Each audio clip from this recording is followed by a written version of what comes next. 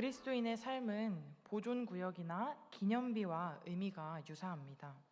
물론 우리는 국립공원을 가득 채운 생명력 없는 돌들과는 다릅니다. 국립공원을 유지하기 위해서 많은 노력과 관심을 기울여야 하듯이 그리스도인도 자신이 받은 소명을 이루기 위한 의지가 필요합니다. 그리스도인의 의무나 의지를 생각할 때에 저는 한 나라의 왕자나 공주를 떠올립니다. 왕자나 공주가 그 맡은 일을 다 하지 않는다고 해서 그 자격이나 신분을 박탈당하는 것은 아니지만, 왕자답게 공주답게 사는 것은 그 영광을 누림과 동시에 그 책임과 의무도 다 해야 하는 것이기 때문입니다. 하나님은 인생마다 놀라운 목적을 가지고 계십니다. 우리는 죄에서 구원받았을 뿐만 아니라 사명을 수행하기 위해서도 구원을 받았습니다. 그리스도께서 자기 신부에게 주신 의의 토대 위에 굳건히 서서 우리의 새로운 정체성과 참된 고향을 기억하며 주님이 주신 사명을 수행해 나가야 합니다. 오늘 본문에는 우리에게 주어진 사명을 두드러지게 하는 여러 가지 구체적인 명령들이 있습니다. 함께 자세히 보겠습니다. 첫 번째는 쉬이 없어지지 않는 우리 안의 죄를 멸해야 한다는 내용입니다. 집 진드기를 찾아 없애는 것은 참 고생스러운 일입니다. 집 진드기의 흔적을 찾아서 방 구석구석을 뒤지고 모든 침대보와 베개를 빨아서 햇볕이 가장 뜨거울 때 말려야 합니다. 저도 집을 깨끗하게 유지하는 것을 지향하는 편인데, 요 근래에 날파리 한 마리가 들어오더니 며칠을 같이 지내는데 쫓아내기가 힘들어가지고 좀 고생을 했습니다. 작고 금방 없어질 수 있을 것 같더니 잡은 것 같은데 또 며칠 뒤면 나타나고 잘 보이지도 않고 해서 많이 신경을 쓰다가 인터넷에서 방법을 찾아서 드디어 내쫓게 되었습니다. 잡은 것 같으면 또 있고 해서 꽤나 애를 썼던 기억입니다. 우리는 작은 불청객들과 한바탕 전쟁을 치르기 위해서도 이렇게 인터넷에서 온갖 민간요법을 샅샅이 뒤져보기도 합니다. 이보다 더 격렬하고 더 단호하고 긴급하게 우리가 싸워야 할 것은 우리의 죄된 육체입니다. 그런데도 우리는 죄로 가득한 삶에 너무 쉽게 안주하고 심지어 안락함을 느끼기도 합니다. 우리는 죄를 발견함으로써 충격에 빠지거나 공포에 질리는 대신에 죄를 끌어안고 죄가 우리 삶을 점령하도록 때로는 허용합니다. 분노나 이기주의나 교만 등 이 죄의 목록은 끝이 없습니다. 우리는 이 죄들을 역겨운 불청객으로 내쫓는 대신에 만날 만한 동반자로 대하기도 합니다. 그리스도의 희생을 통해서 하나님과 바른 관계를 맺기는 했지만, 우리 안에서 하나님의 사역이 완성되기를 기다리면서 우리가 해야 할 일이 여전히 많습니다. 히브리서 12장 1절은 우리 모두에게 쉬이 떨쳐지지 않는 죄들이 있다고 말합니다. 성경은 이것을 없애버리라고 계속해서 분명하게 명령합니다. 우리에게는 뛰어야 할 경주가 있고 싸워야 할 전투가 있으며, 그리스도께서 주신 이 내적 현실을 살아내기 위한 평생의 배움이 필요합니다. 죄를 멸한다는 것이 참 쉽지 않아 보이는데, 이것을 묵상하면서 제가 깨달은 것은 내가 얼마나 성장했고 얼마나 배웠는지 보다 내가 얼마나 연약한 존재인지를 알수록 죄와 멀어질 수 있다는 사실입니다. 우리가 죄를 멸한다는 것은 내가 성장하고 배움보다 내가 하나님 앞에서 얼마나 작고 연약한 존재인지를 깨닫는 것에 있다는 것입니다. 두 번째는 영적 성장을 위해 하나님의 말씀을 갈망하는 일입니다. 아기들이 원하는 것은 분명합니다. 아기는 배가 고프면 먹을 것을 원합니다. 아기에게 젖이나 이유식이 필요하듯이 우리에게는 영적 자양분이 필요합니다. 계속해서 공급받고 우리에게 주어진 그 새 생명을 유지할 양식이 필요한 것입니다. 우리의 영적 자양분인 하나님의 말씀을 규칙적으로 공급받는 것은 대단히 중요한 일입니다.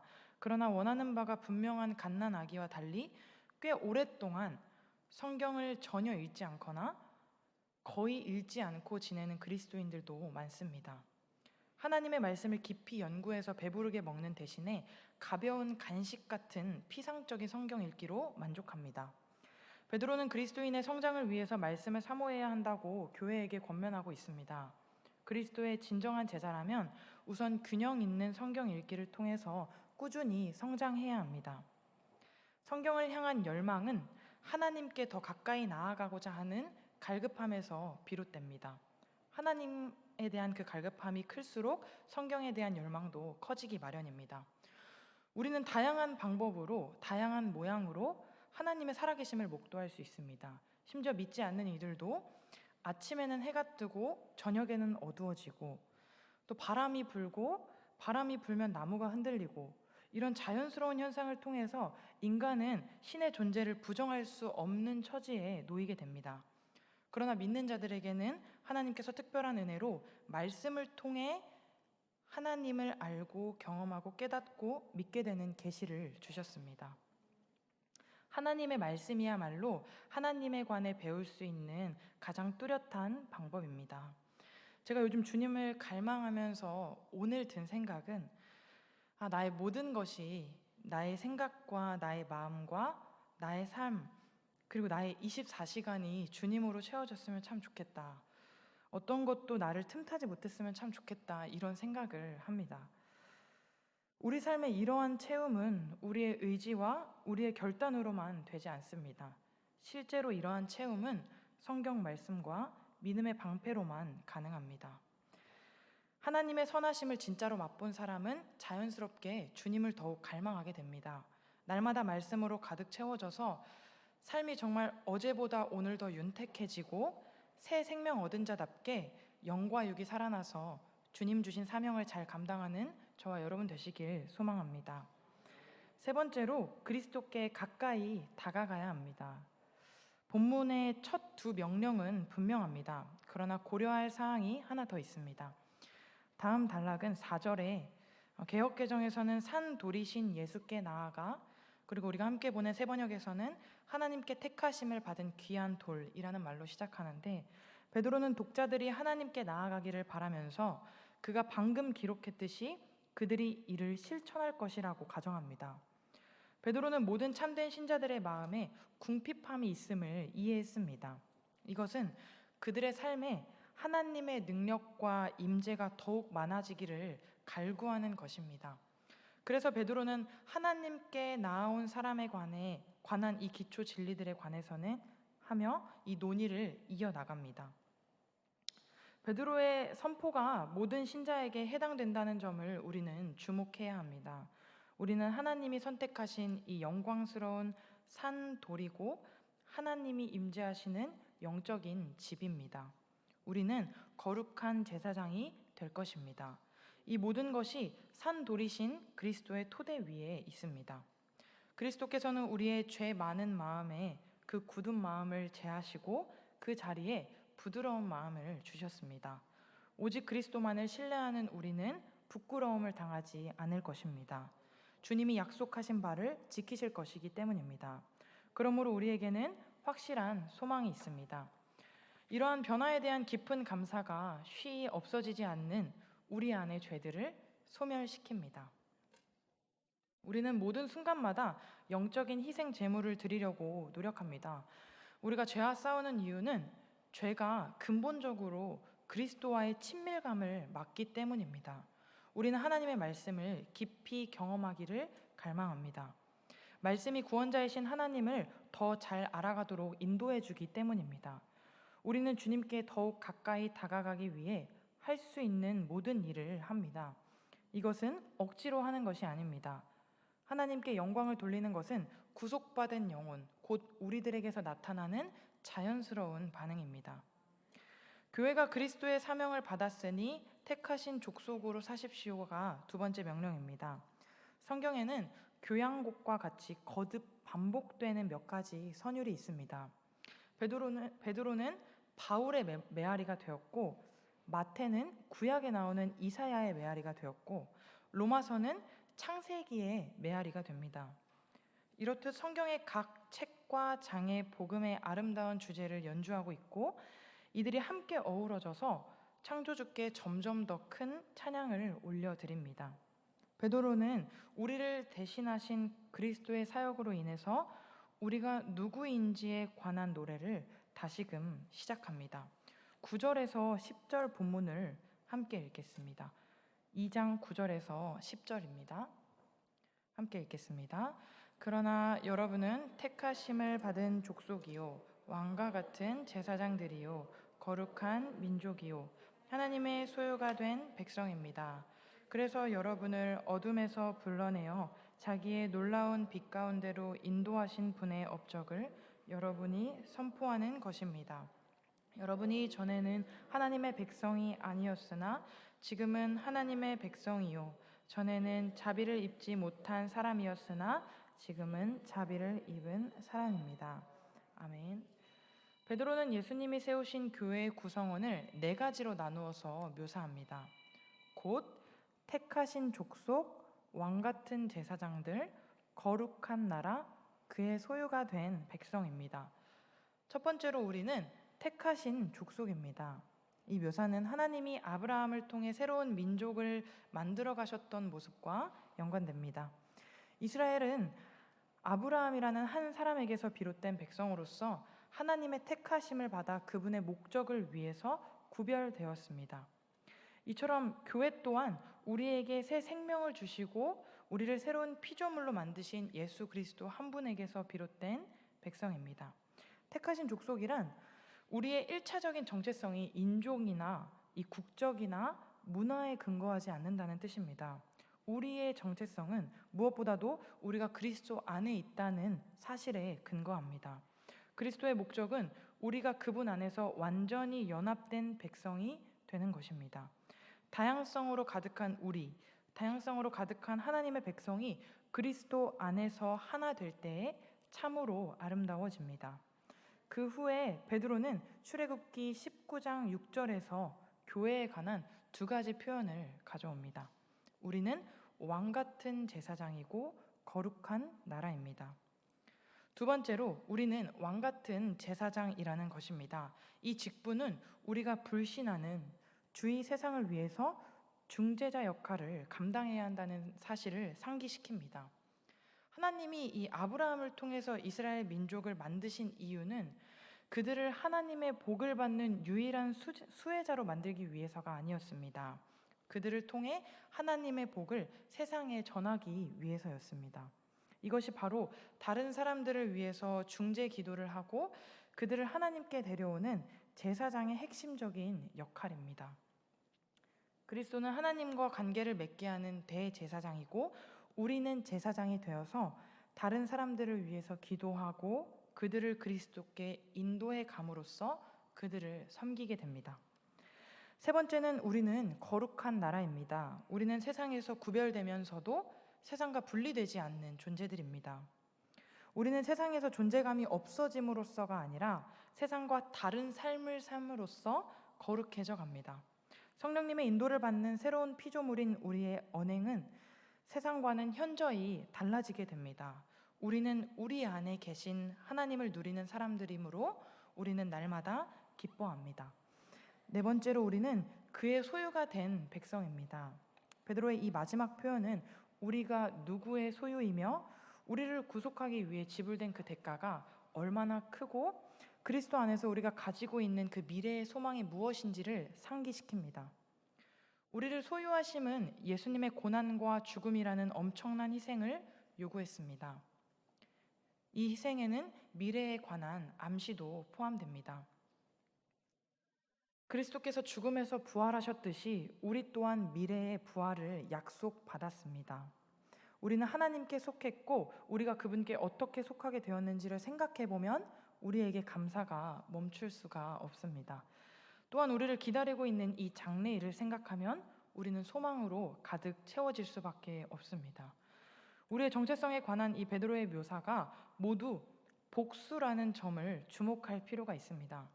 우리는 종종 그리스도와의 이 관계를 개인적인 관계에만 초점을 맞추고는 하는데 이것이 잘못된 일은 아닙니다. 그러나 구원에는 공동체적인 측면이 있다는 것을 기억해야 합니다. 둘 다 중요하다는 것입니다. 우리는 개인적으로 구원을 받지만 개인적으로 살아가도록 구원을 받는 것은 아닙니다. 음악가 한 명이 독주로 아름다운 음악을 들려줄 수 있습니다. 그러나 오케스트라에서는 모든 연주자가 조화를 이루며 연주해야 아름답고 감동적인 음악을 들려줄 수 있습니다.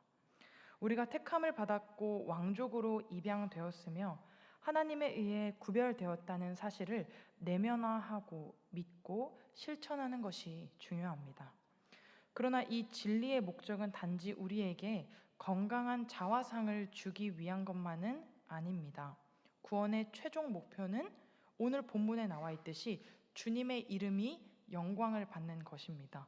우리가 구원받은 최종 목표, 그 목표는 주님의 이름이 영광을 받는 것이라는 뜻입니다. 하나님의 구원 계획과 그리스도의 십자가 사역과 우리 안에서 역사하시는 그 성령님의 사역은 결론적으로 하나님의 영광을 가리켜야 합니다. 성경이 구원자의 영광스러운 선율로 가득하듯이 우리는 매일의 삶에서 주님을 찬양해야 하고 찬양하게 됩니다. 세 번째는 교회는 선행을 베풀도록 부름 받았으니 천국 시민권자로 살아야 한다는 내용입니다. 지금까지 그리스도의 사역 덕분에 얻게 된 우리의 이 정체성에 관한 기본 진리를 주로 다루었습니다. 그러나 이번 본문은 한 가지 중요한 요소를 더하고 있습니다. 새로운 정체성과 함께 우리에게는 새로운 시민권이 주어집니다. 이 세상은 이제 더 이상 우리의 집이 아니게 됩니다. 베드로는 우리가 새로운 정체성에 비추어서 어떻게 살아야 하는지 언급합니다. 조금 길긴 하지만 11절부터 17절까지를 다시 한번 교독하도록 하겠습니다. 11절부터 17절까지의 내용입니다. 제가 먼저 읽겠습니다. 사랑하는 여러분, 나는 나그네와 거류민 같은 여러분에게 권합니다. 영혼을 거슬러 싸우는 육체적 정욕을 멀리 하십시오. 여러분은 이방 사람 가운데서 행실을 바르게 하십시오. 그렇게 해야 그들은 여러분더러 악을 행하는 자라고 욕하다가도 여러분의 바른 행위를 보고 하나님께서 찾아오시는 날에 하나님께 영광을 돌릴 것입니다. 여러분은 인간이 세운 모든 제도에 주님을 위하여 복종하십시오. 주권자인 왕에게나 총독들에게나 그렇게 하십시오. 총독들은 악을 행하는 사람에게 벌을 주고 선을 행하는 사람에게 상을 주게 하려고 왕이 보낸 이들입니다. 선을 행함으로 어리석은 자들의 무지한 입을 막는 것이 하나님의 뜻입니다. 여러분은 자유인으로 사십시오. 그러나 그 자유를 악을 행하는 구실로 쓰지 말고 하나님의 종으로 사십시오. 함께 읽겠습니다. 모든 사람을 존중하며 믿음의 식구들을 사랑하며 하나님을 두려워하며 왕을 공경하십시오. 아멘. 우리가 새로운 정체성과 이 목적에 맞게 살도록 하는 열쇠 가운데 하나는 새로운 시민권을 분명하게 이해하는 것입니다.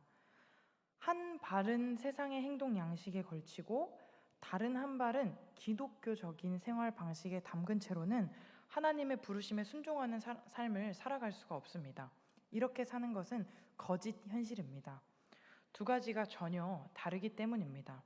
세상의 선함이나 우리의 성경적인 세계관과 일치하는 듯 보이는 그 사회 규범조차, 그 도덕조차도 우리의 목표가 되지 않습니다.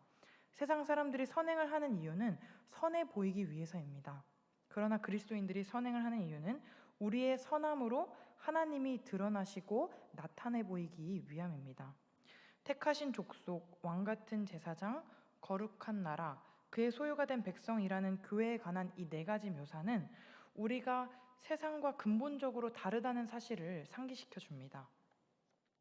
베드로의 표현대로 우리는 나그네고 거류민입니다. 이것이 그리스도 안에서 얻은 우리의 새로운 정체성입니다. 이 정체성으로부터 우리의 행실이 비롯되어야 합니다. 정체성이 늘 행동의 기초가 되어야 합니다. 우리의 정체성을 그래서 제가 서론에서 말씀드렸듯이 성경으로 채워야 하는 것입니다.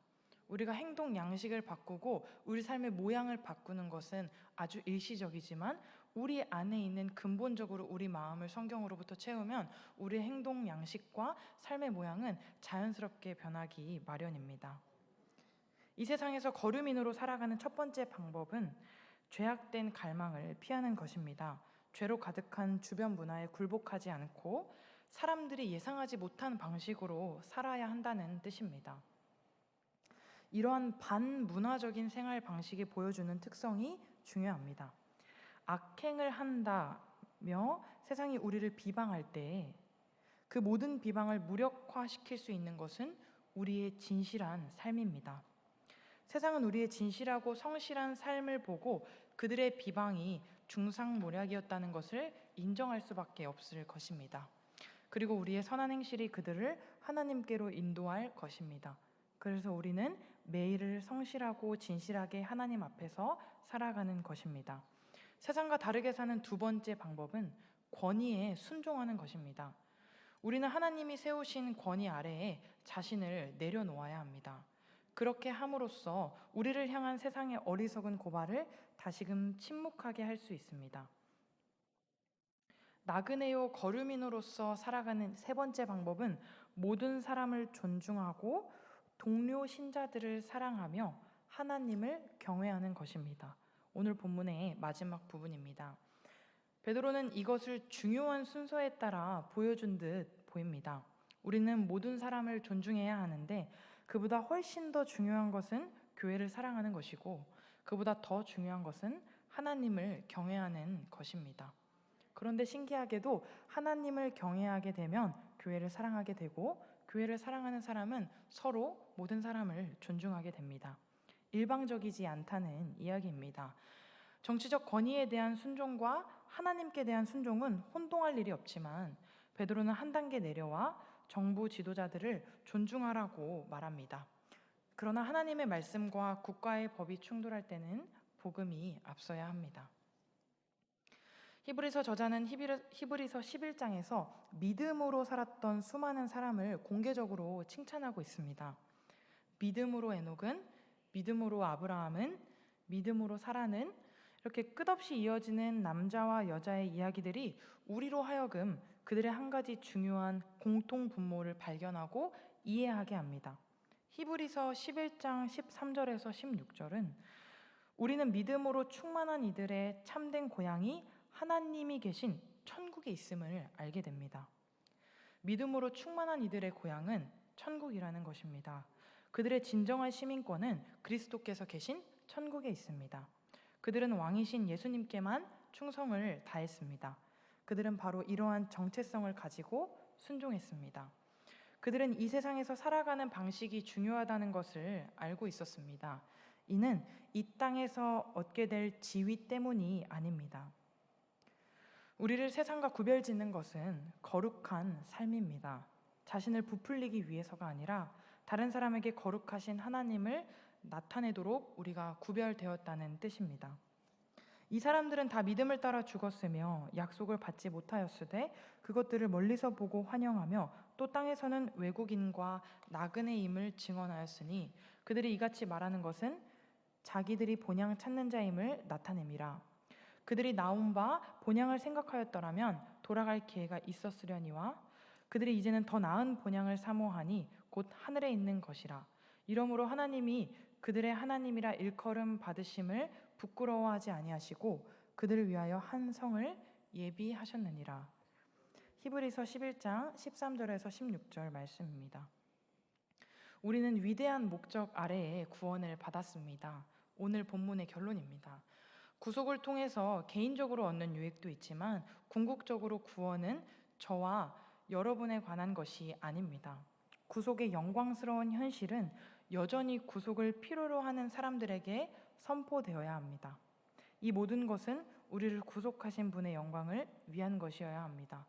우리 개인이 구원을 받은 것과 이 구원을 받은 것을, 이 기쁜 소식을 선포하는 것조차도 이 모든 것이 하나님의 영광을 위한 일이라는 것입니다.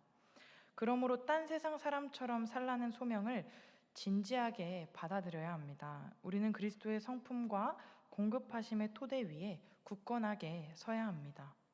영광스러운 왕과 영원히 함께할 소망 가운데 하나님의 자녀로서 받은 소명을 따라 살아가시길 소망합니다.